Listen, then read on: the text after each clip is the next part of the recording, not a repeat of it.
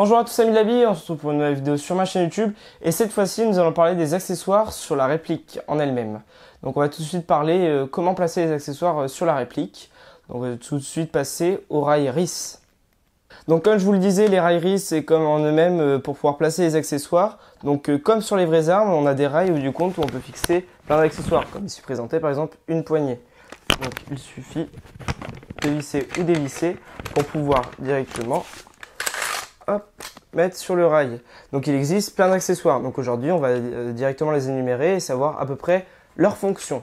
Donc c'est parti. En premier nous allons parler des lampes. Donc quand j'en ai parlé aussi dans les équipements d'airsoft, parce qu'elles ne peuvent pas forcément être sur les répliques, mais il existe des adaptations pour directement les mettre sur les répliques. Donc par exemple sur les rails RIS, on peut directement les mettre en mettant une adaptation avec un anneau pour pouvoir directement fixer la lampe. Il existe derrière en pouvant changer le cul de la lampe et pouvoir directement mettre un switch déporté pour pouvoir juste avec une pression sur le bouton pouvoir allumer et éteindre la lampe. Nous allons ensuite revenir aux poignées. Donc pour les poignées c'est super simple.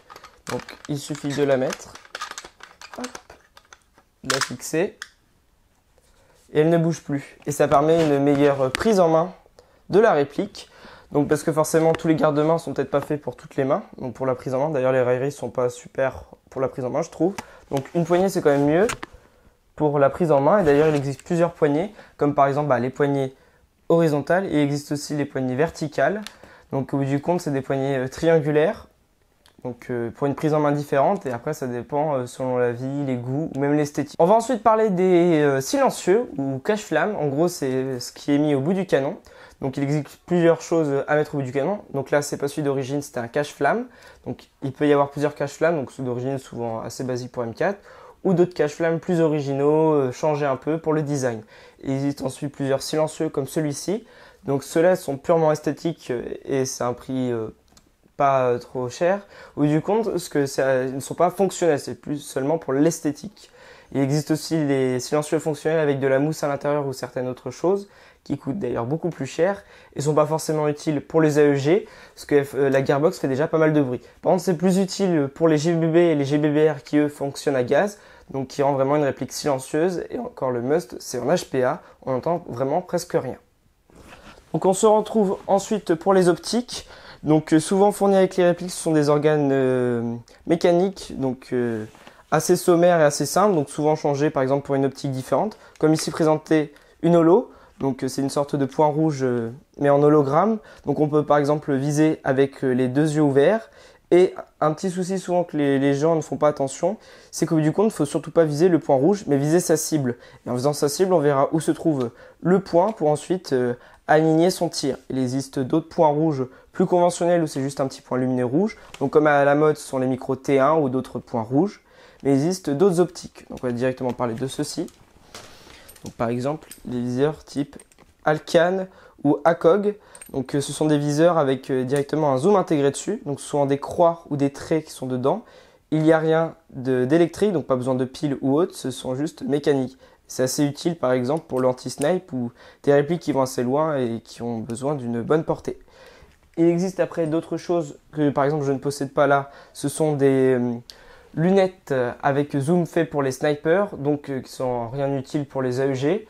Pour les snipers qui ont quand même une bonne distance, donc ça serait quand même mieux pour pouvoir mieux viser sa cible. Mais ça sert à prendre un grossissement plus que x9 parce que nos répliques n'ont pas la portée utile pour ce genre de lunettes. Et on se retrouve ensuite pour parler des bipieds. Donc les bipieds c'est assez utile pour les snipes et anti-snipe. Donc pour ceux qui ont besoin de garder une position ou ceux qui restent tout le temps au même endroit. C'est assez utile parce que le poids de la réplique au bout d'un moment est assez lourd et c'est quand même mieux pour mieux ajuster ses tirs et mieux viser. On peut ensuite parler des lasers aussi. Donc des lasers c'est plus pour savoir si on est bien sur notre cible. Donc un point rouge, un faisceau lumineux va jusqu'à l'endroit où on vise, donc pour ensuite aligner. Il y a plusieurs associations, même Will Trigger, qui interdisent la pratique des lasers parce que dans certaines catégories de lasers, ça peut abîmer les yeux, donc c'est pas forcément utile et c'est pas fait pour blesser. On peut ensuite parler d'un accessoire qui n'est pas forcément fait pour aller sur la réplique en elle-même, mais pour la transporter. Donc par exemple des housses de transport assez simples en molle, donc ça existe pour PA ou pour les housses, c'est vraiment des répliques plus longues. Mais il existe aussi d'autres choses pour mieux protéger sa réplique, comme par exemple des mallettes avec par exemple de la mousse alvéolaire à l'intérieur pour bien maintenir la réplique et qu'elle ne bouge pas du tout. Ça aussi d'autres faits importants, c'est par exemple on ne peut pas déplacer une réplique sur la voie publique. D'ailleurs avec les faits qu'il y a ces derniers temps, avec les vagues de terrorisme et autre chose, c'est vrai que c'est vraiment pas le moment ça et de toute façon c'est interdit. Donc il vaut mieux une housse correcte pour pouvoir transporter sa réplique correctement. On peut ensuite parler d'autres choses, par exemple la peinture à appliquer sur les répliques. Donc sympa pour personnaliser sa réplique ou pour la rendre moins mate et plus faite pour l'environnement où on l'utilise. Par exemple plus des couleurs moins flashy ou par exemple moins mate pour la forêt. Donc c'est vrai que c'est assez utile et ça permet vraiment de personnaliser sa réplique. On peut ensuite parler des attaches sangles. Donc par exemple ici il n'y en a pas qui sont fournis mais il y a un trou directement pour pouvoir directement mettre un attache sangle pour pouvoir attacher sa réplique à la sangle comme je vous l'avais dit dans les équipements en airsoft. Donc c'est quand même assez utile. Et donc on se retrouve pour parler des batteries. Donc souvent les batteries fournies avec les répliques quand elles sont fournies, ça serait des batteries NiMH. Donc assez sympa pour débuter mais souvent il faut les changer. Donc vaut mieux avoir une plus grande réactivité, une plus grande autonomie, donc par exemple avec les LiFePo qui remplissent très bien cette tâche, mais souvent il y a des petits soucis avec les LiFePo.